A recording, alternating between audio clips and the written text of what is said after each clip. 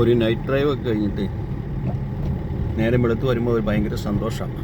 ഇനിയിപ്പോൾ നമുക്ക് ഒരു ചായ കുടിക്കണം.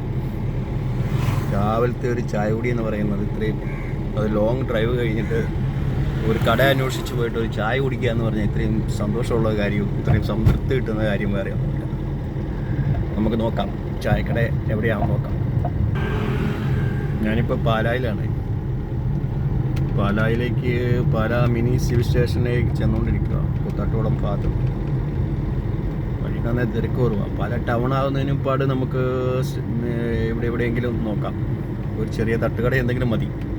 ഒരു കാലിയൊക്കെ അടിച്ച് കുറച്ച് നേരം അവിടെ വെയിറ്റ് ചെയ്യാം. അവിടെ ഒരു വെട്ടം വെളിച്ചൊക്കെ കാണുന്നുണ്ട്.